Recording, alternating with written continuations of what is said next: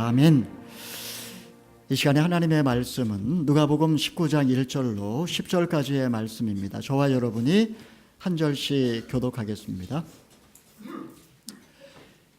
예수께서 여리고에 들어가 거리를 지나가고 계셨는데 여리고에는 삭개오라는 사람이 있었습니다. 그는 세리장이고 부자였습니다. 삭개오는 예수께서 어떤 분이신지 보려고 했으나 많은 사람들 때문에 볼 수가 없었습니다. 그는 키가 작았기 때문입니다.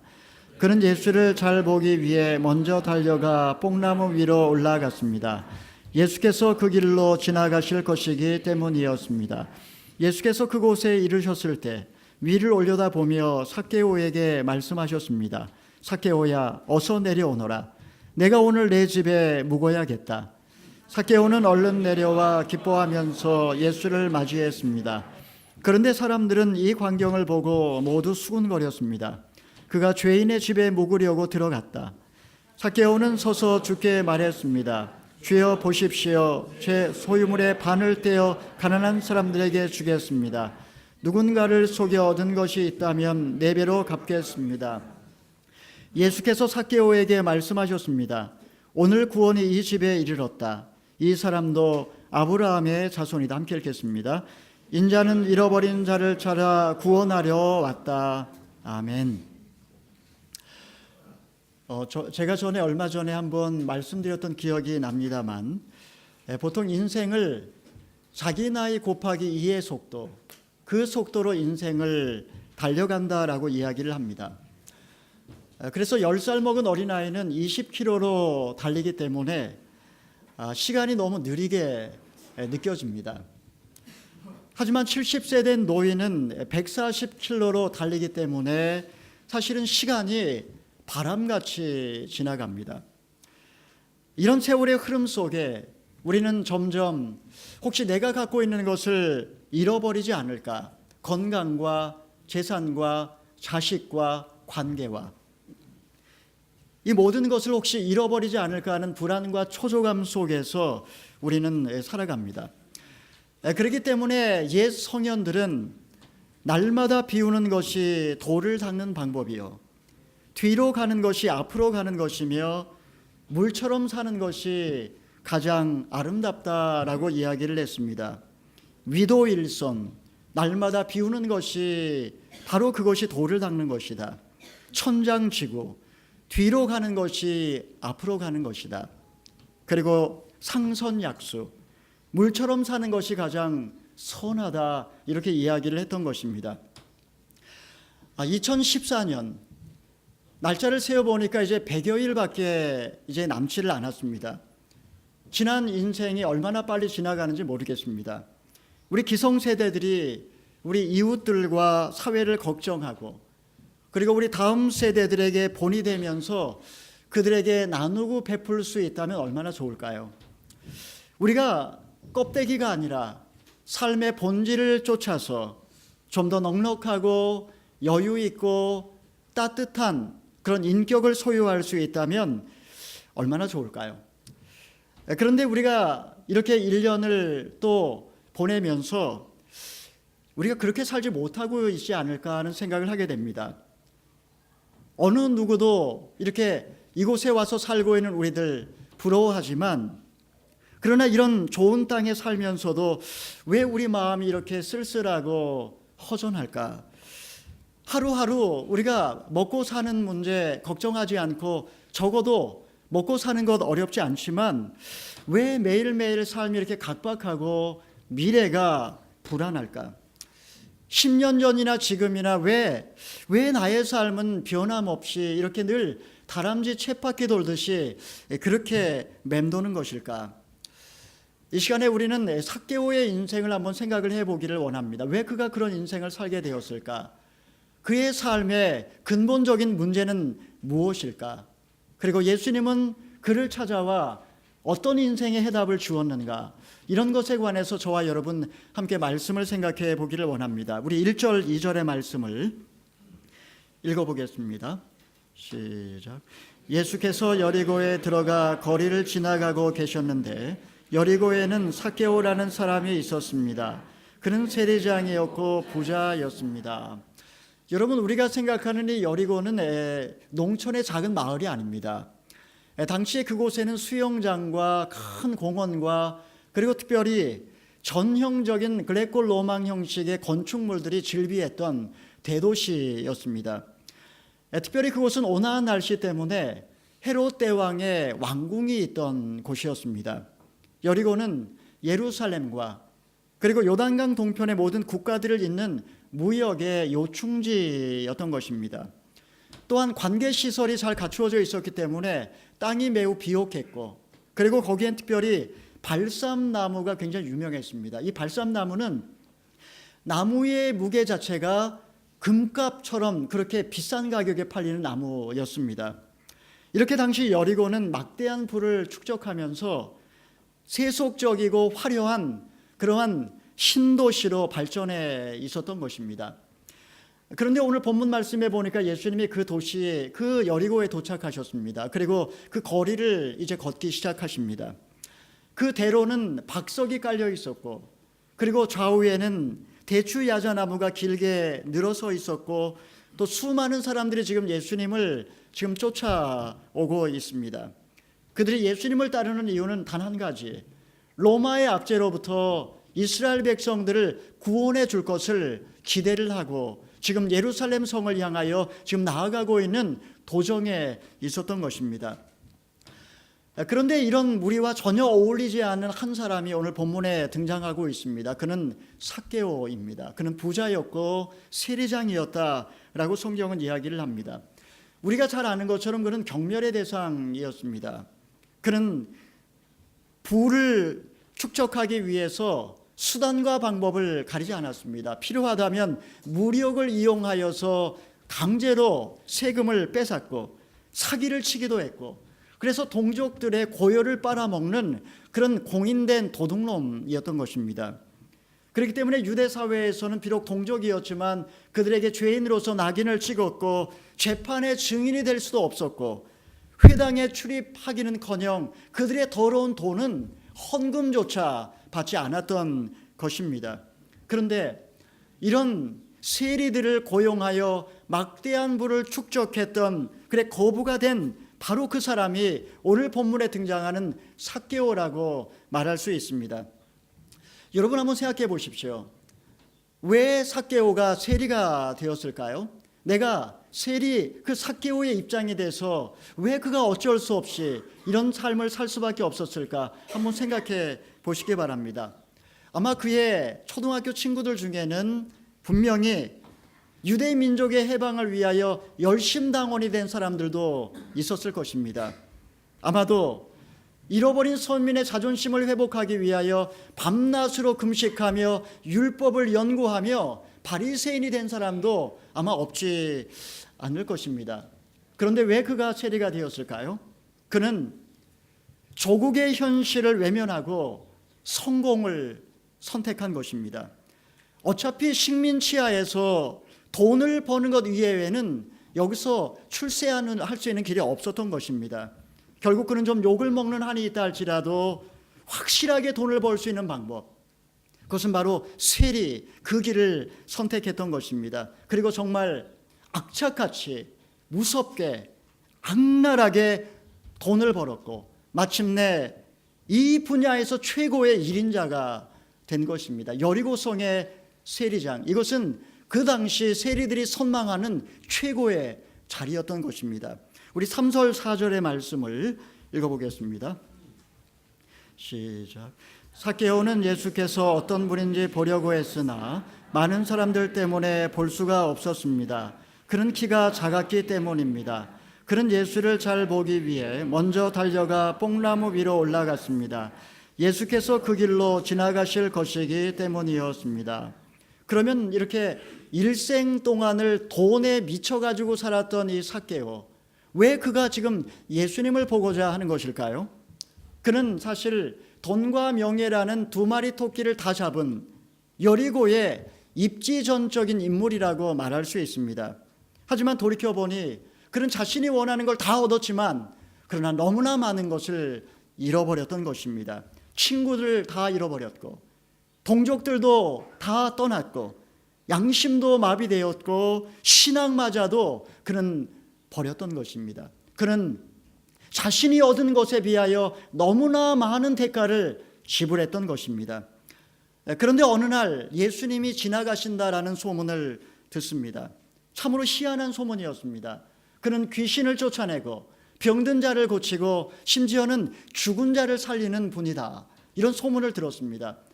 특별히 믿을 수 없는 소문은 예수님의 제자들 중에 세리들도 있다라는 그런 이야기였습니다. 도대체 그가 누굴까? 아마 그 이야기를 들었을 때 아마 삭개오는 굉장히 마음이 설렜을 것입니다.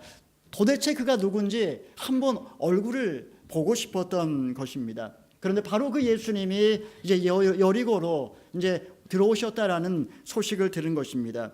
그는 거리로 뛰어나갑니다. 하지만 키가 작고 사람들이 너무 많았기 때문에 까치발로도 예수님의 얼굴을 볼 수 없었습니다. 결국 그는 여기서 포기할 수 없었고 뽕나무로 올라가기 시작합니다. 여러분, 뽕나무는 가지가 많고 나무가 낮고 튼튼하기 때문에 이렇게 올라가기가 어렵지 않습니다. 주석에 보게 되면 이 삭개오의 키가 얼마나 됐을까? 참 궁금한 그런 질문이라서 제가 한번 찾아보니까 150cm가 되지 않았을 것이다 라고 얘기를 합니다. 굉장히 작은 키이죠. 여러분 상상해 보십시오. 아마 세리장 정도 됐으면 아마 중년에 접어들었을 것이고 워낙 부자니까 잘 먹었을 것이고, 그러니까 키가 작고 배가 나온 중년의 남성이 화려한 예복을 입고 뽕나무에 올라가고 있습니다. 그리고 그 가지에 걸쳐 앉아서 지금 멀찌마치 예수님을 지금 바라보고 있습니다. 얼마나 우스꽝스러운 모습입니까? 참 우스꽝스러운 모습이기도 하지만 또 한편으로는 그 뽕나무에 올라가려고 하는 그 삭개오의 모습은 참 너무나 안되고 또 처량하기까지 합니다. 어느 누구 하나 그에게 관심 갖는 사람 없습니다. 어느 누구도 그에게 말을 거는 사람은 없습니다. 혹시 그를 알아차리는 사람도 그저 삐죽거리며 킥킥거리며 그를 손가락질을 할 뿐이었던 것입니다. 예수님께서 이제 삭개오에게 말을 겁니다. 우리 5절 6절 같이 한번 읽어보겠습니다. 시작. 예수께서 그곳에 이르셨을 때 위를 올려다보며 삭개오에게 말씀하셨습니다. 삭개오야, 어서 내려오너라. 내가 오늘 내 집에 묵어야겠다. 삭개오는 얼른 내려와 기뻐하면서 예수를 맞이했습니다. 오늘 본문에 보게 되면 예수님께서 삭개오에게 하신 말씀은 세 마디입니다. 우리는 이 말씀을 통해서 삭개오의 인생 문제가 무엇이었을까, 그리고 예수님께서는 그를 어떻게 도와주시는가 본문 말씀을 통해 생각해 볼 수 있습니다. 첫 번째로 예수님께서는 먼저 삭개오에게 삭개오야라고 이름을 불러주셨습니다. 여러분, 이름이 무엇을 의미할까요? 이름은 그 사람 존재 자체를 의미하는 것입니다. 이스라엘 사람들에게 있어서 이름은 그만큼 중요합니다. 여러분, 예수님께서 삭개오의 이름을 불렀을 때 삭개오가 얼마나 놀랐을까요? 굉장히 놀랐을 겁니다. 만약에 아마 여러분들 가운데 누군가가 제 등 뒤에서 제 이름을 부른다면, 현모가 하고 딱 제 이름을 부르면 아마 제가 굉장히 놀래고 반가울 겁니다. 왜냐하면 제 이름을 부를 수 있는 사람이 많지 않거든요. 저희 집에서 제 아내도 제 이름을 부르지 않고, 근데 요즘 가끔 부르긴 합니다.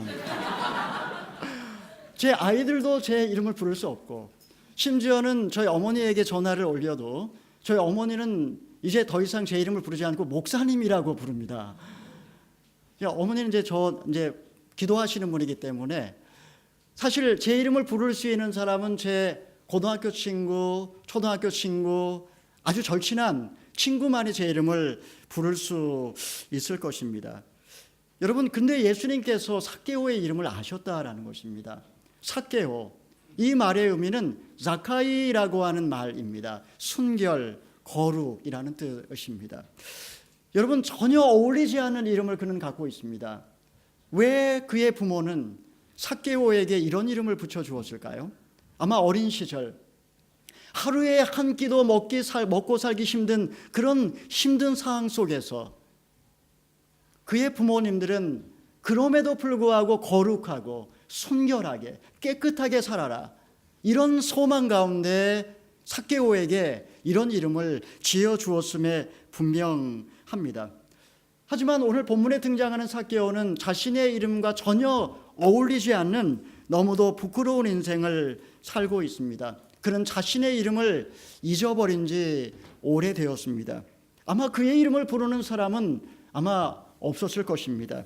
대신에 민족의 배반자로, 그리고 백성의 고열을 빨아먹는 흡혈귀로, 허가받은 도둑놈이라고 아마 뒤에서 그를 쑥덕거렸을 것임에 분명합니다.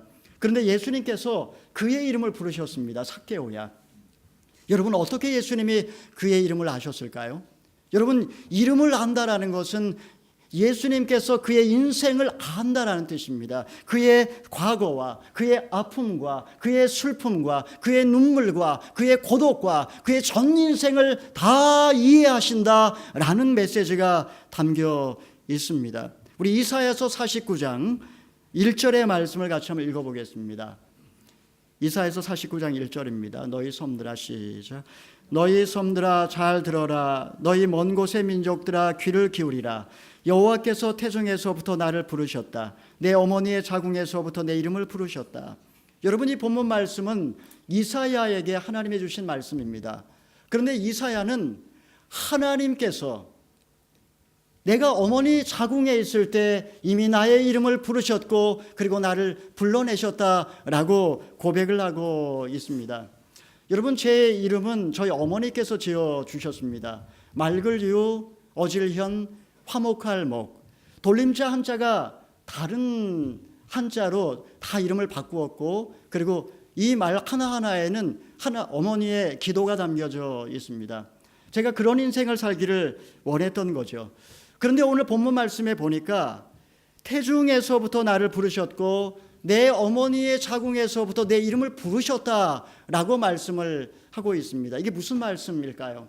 하나님께서는 우리 모든 사람들 한 사람 한 사람의 인생을 그 사람의 성격과 그 사람의 미래와 그 사람의 가능성과 그 사람이 장차 하나님의 뜻이 무엇인지를 하나님은 다 예정해 놓으시고 하나님은 이미 다 알고 계시고 그리고 걸음걸음을 인도하실 것이라는 말씀입니다.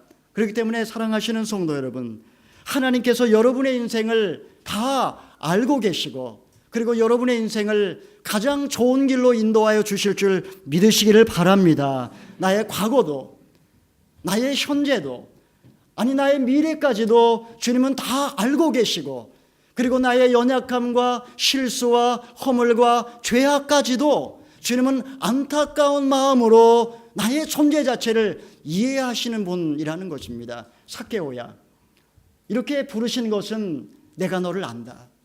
네가 그런 인생을 살 수밖에 없는 거 내가 다 이해한다 라는 그 따뜻한 주님의 사랑의 목소리였던 것입니다. 두 번째로 예수님께서는 내려오라고 말씀을 하셨습니다. 여러분, 내려오라는 말 속에도 어떤 메시지가 담겨져 있습니다. 왜냐하면 삭개오의 인생은 오직 목표를 향하여, 오직 정상을 향하여, 오직 고지를 향하여 올라오는 인생이었기 때문입니다. 여러분, 세리가 되는 것이 결코 쉽지 않았습니다. 적어도 3개 국어에 능통해야 되고 그리고 수학과 회계와 당시 최고의 그 로마 학문을 공부를 해야 되는 그런 굉장한 경쟁률을 뚫고 될 수 있는 그런 자리였습니다. 그런 세리고시에 합격하기 위하여 기를 쓰고 공부했고 그리고 세리장이 되기 위하여 몸부림을 쳤고 그리고 여리고성의 이 세리장 자리를 따기 위해서 아마 로마 당국자들에게 뇌물도 아끼지 않았을 것입니다. 그래서 그는 마침내 세리계에서 최고의 1인자 자리에 올랐던 것입니다. 그런데 오늘 본문에 보니까 예수님께서는 내려오라고 말씀하십니다. 더 이상 올라가려고 몸부림을 치며 어리석고 피곤한 인생을 살지 말라는 것입니다. 돈과 성공을 위해서 최고의 자리에 올라갔지만 내가 올라가 보니 더 이상 그곳에 아무것도 없지 않느냐는 주님의 안타까운 질문이기도 합니다. 보통 심리학자들은 인생의 오후의 주제와 오전의 주제를 다르게 이야기를 합니다.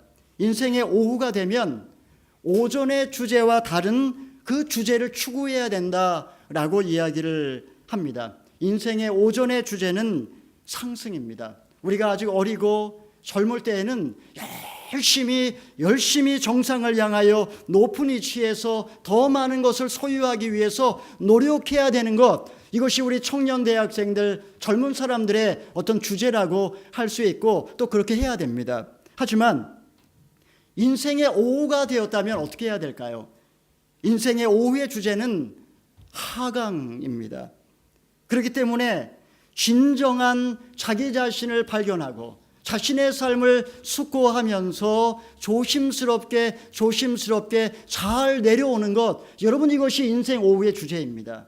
여러분 인생의 오전과 오후를 몇 살로 나눌 수 있을까요? 아마 여러분 가운데는 좀 길게 잡으신 분도 계실 겁니다. 하지만 보통 학자들은 40세로 봅니다. 40세에 인생의 정오라고 보고 그 다음부터 우리의 인생은 기울기 시작한다라는 것입니다.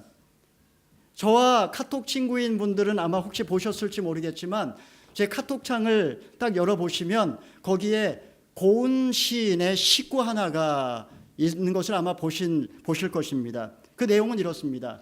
내려올 때 보았네 올라갈 때 보지 못한 그 꽃. 여러분 잘 생각해 보십시오.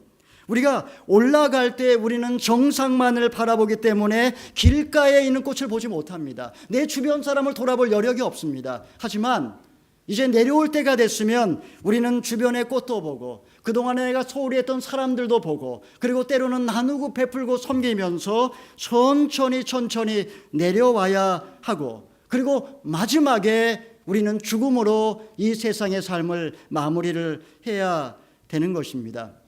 제가 얼마 전에 그 카카오 스토리를 통해서 아주 좋은 글 하나를 발견을 했습니다. 그 제목이 이겁니다. 혹시 여러분들 중에 받아보신 분 계실지 모르겠는데요. 그 제목이 이겁니다. 나이 들어서 대접받는 비결. 첫 번째는 클리어업이라고 했습니다. 나이를 들수록 깨끗하게 입고 다니라는 겁니다. 구질구질하게 입고 다니지 말고 깨끗하게, 또 나이를 들면 명품을 입어도 잘 표가 안 나기 때문에 깨끗하게 입으라는 것입니다. 두 번째는 드레스업이라고 얘기를 했습니다. 이것은 단정하게 입으라는 것입니다. 나이를 먹을수록 단정하게. 세 번째는 셧업이라고 했습니다. 말을 많이 하지 말라는 거예요. 말을 많이 하면 많이 할수록 대접받지 못한다. 이게 그 글이고요. 네 번째는 쇼업입니다. 정말 힘들고 어려운 사람들 여기저기 경조사에 부지런히 보이라는 것입니다. 그리고 여섯 번째는 치얼업입니다. 지혜로운 말과 유머로 격려하고 칭찬하는 말을 하라는 것입니다. 다음에는 페이업입니다.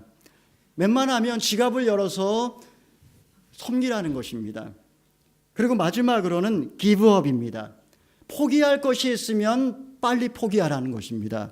속을 끓이느니 빨리 포기할수록 좋다라는 것입니다.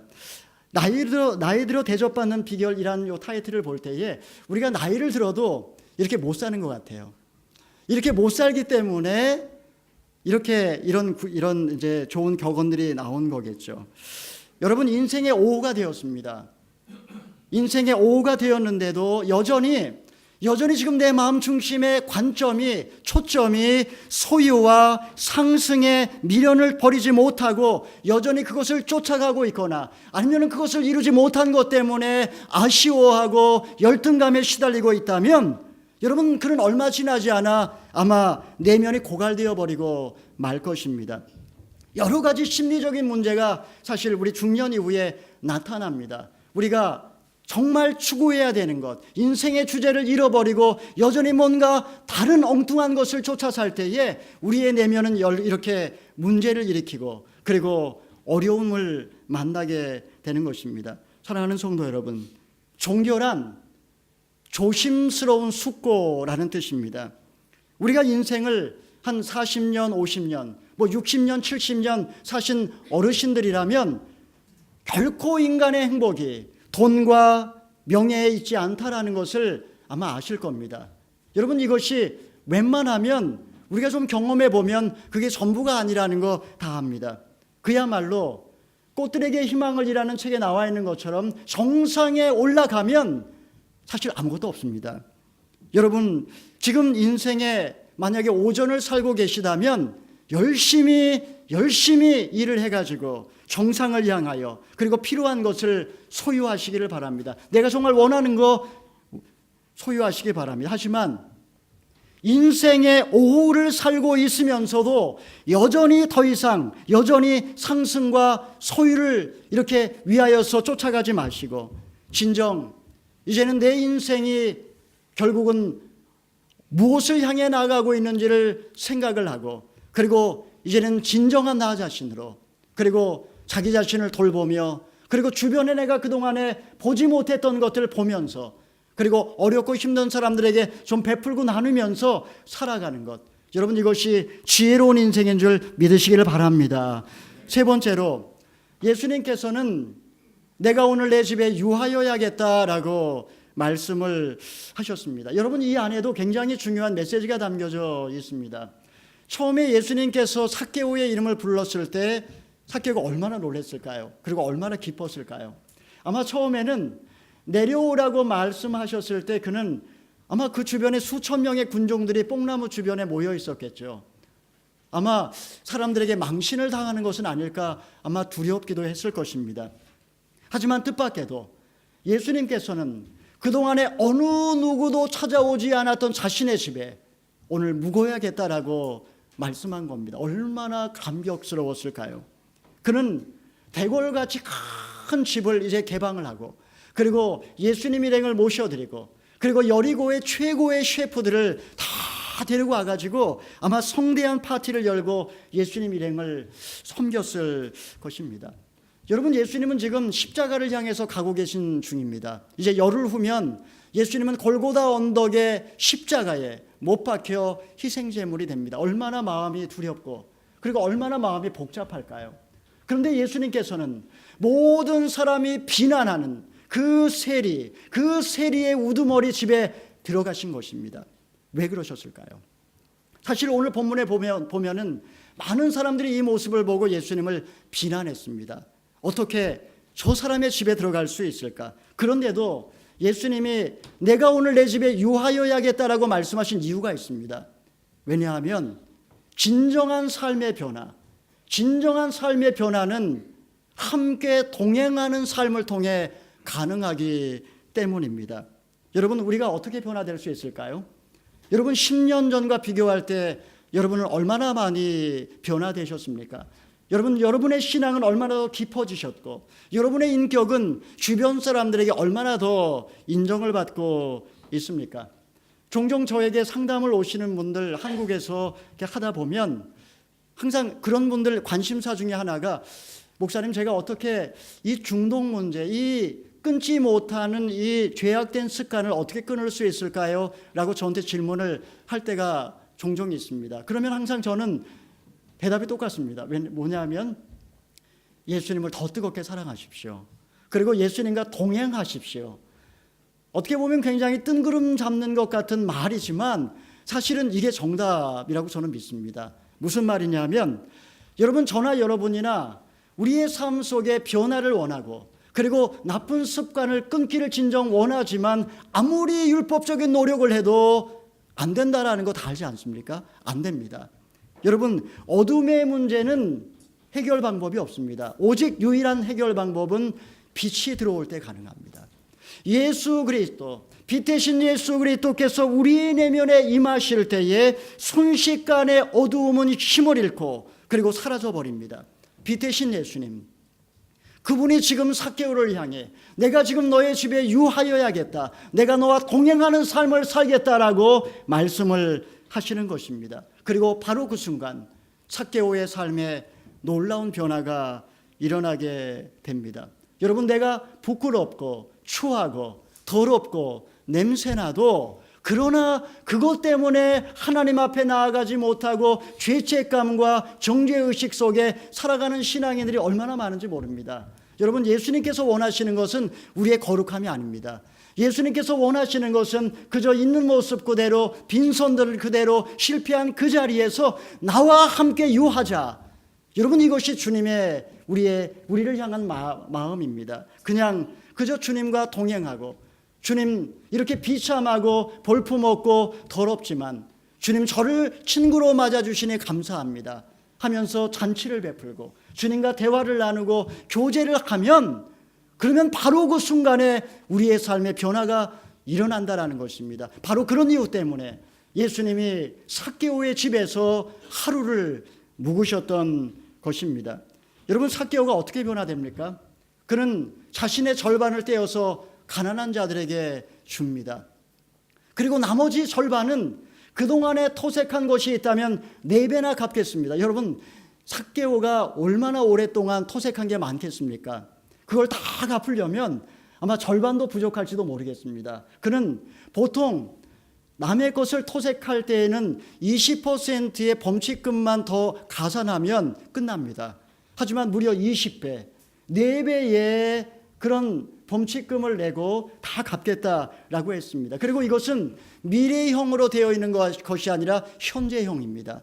그는 벌써 시작했습니다.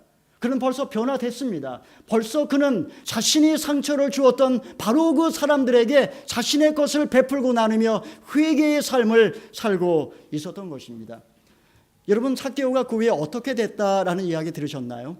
성경에는 삭개오의 이야기가 그다음에 나오지 않습니다. 하지만 클레멘스라고 하는 초대 교부의 이야기에 의하면 삭개오는 그 후에 세리의 직업을 버리고 가이사랴 지방의 감독이 되고, 감독이라는 건 비숍을 말합니다. 목회자가 되었고, 그 다음에 베드로와 함께 선교 사역을 했다라고 기록이 남아 있습니다. 사랑하시는 성도 여러분, 서두에 제가 말씀드렸던 질문이 있습니다. 인간이 왜 외롭고 쓸쓸할까요? 내가 누구인지 모르기 때문에, 내가 누구에게 인정받지 못하고 내 존재 자체의 가치를 인정받지 못하기 때문에 그런 것입니다.